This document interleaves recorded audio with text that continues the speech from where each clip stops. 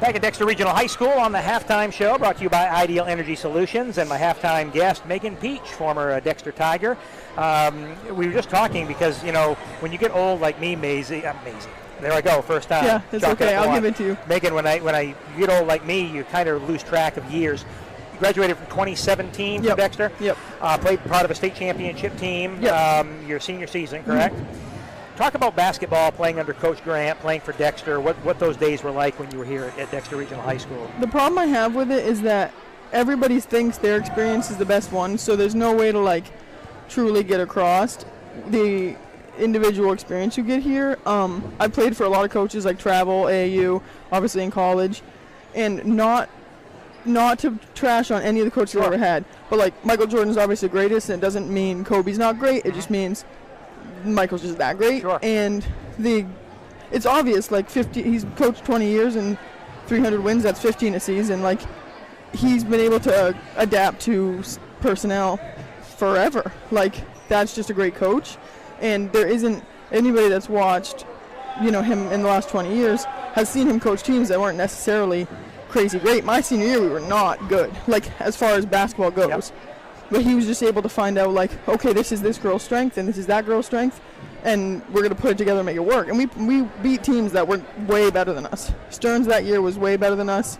We ended up having to play the 1, 2, I want to say 1, 2, and 3. We were the 5 seed.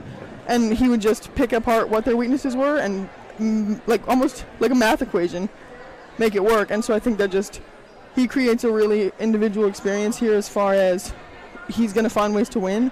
But he also really emphasizes a lot of things that make it something that you miss when you leave. Like, I went to Husson and they were winning program, and not that they didn't have that, but you could tell that we all came from different places and we were told different things and we cared about different stuff. But here, from the very beginning, like the first time I ever touched a ball in 5th grade, he was the one that was coaching me, and he instilled, like, what was important and what wasn't from so young, that all of us got that and we all cared about the things that really matter.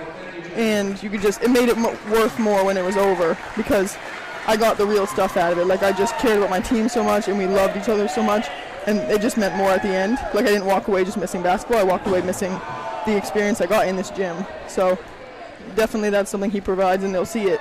If he ever does leave, they'll definitely notice it. 300 wins, you mentioned, in 15 wins a season. You're proud of something special. You see it now because your sister obviously playing here at Dexter.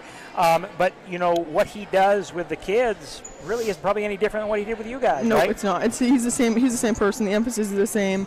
You can definitely just see, like, they work really well together because he emphasized the same stuff forever. So I think if he was somebody that, like, went back and forth on what matters, or, like, from season to season he tried to change, like, how his core things worked, you would see it because they wouldn't win as often as they do.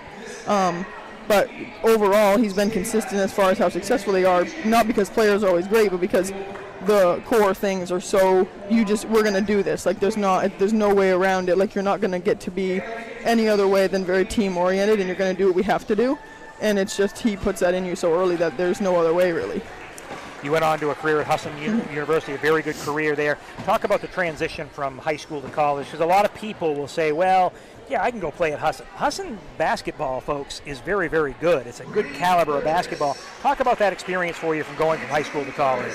I liked parts of it a lot because, and not at all to trash my high school experience, but one of the things I didn't love was, like, just because he figures out what our roles are, I was not a good defender at all, but unfortunately we didn't have a ton of girls that were great offensively my last 2 years here, so it just became the thing where, like, I had to try to score a lot, and not that, like, they carried us in other ways, it wasn't literally my show, but because I kind of had to do the offensive stuff, I didn't get to do, like, the sharing the ball stuff, or, like, passing the ball, or, like, I don't know, any of the offensive things that I think other people take for granted. Like, I know scoring's awesome and fun, but there's a lot of, like, I like the team part of it, and so I didn't get to do as much of the, like, facilitating, and so it was fun to play with other girls that, like, could do things like that and facilitate. But the hardest part about transitioning, honestly, was I loved the having to get in better shape. I loved the, like, making it a full-time job. It was all year round. I loved all that stuff, and I think maybe for some kids that would be part they didn't love. Like, it is a lot different as far as the commitment goes. So if you're thinking about playing in college, you have to know that it's the only 2-semester sport. Like, right. You live and breathe it, and so if you don't love that, then that could be a challenge. But my biggest problem was, and again, not that, like, Kissy was a great coach. She's a friggin' sweetheart, like, nicest person in the world.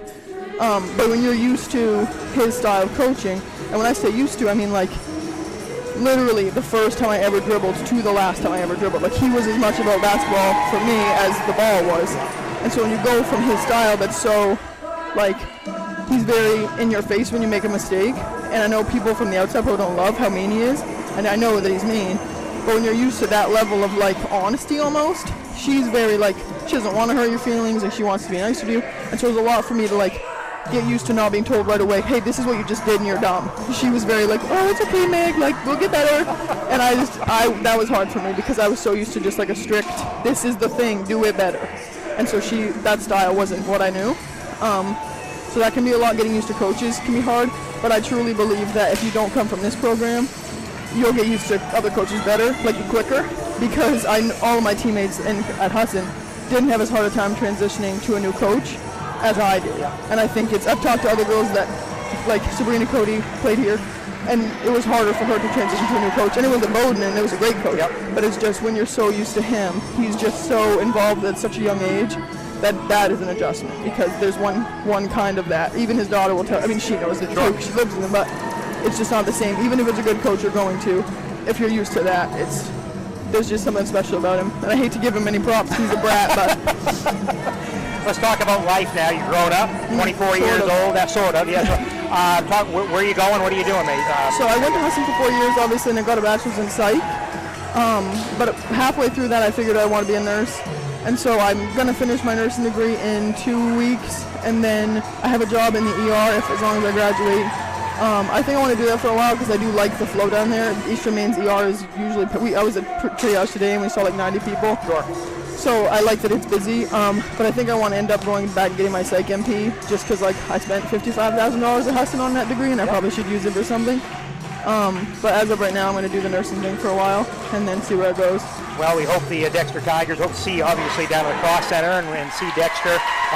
What's it like, obviously, playing here? What's it like watching your sister play? Do you have more nerves? It's very weird. It's a different kind of nerves because I have no control. It hasn't been as bad this year because, like, I don't know. It's not this across the board. The class isn't as competitive, but last year especially, whenever it gets close, it's like, oh my God, like, do this thing, and I can't do the thing for her. And I'm sure there were games where I wasn't doing the thing, like, but so it's a different kind of stressful because I can't help her. But it's fun. Like, I'm a huge sports fan in general, and it's just been sort of a down. Like, Patriots aren't good, the Red Sox aren't good, so it's kind of fun to actually like going to things and caring like about it.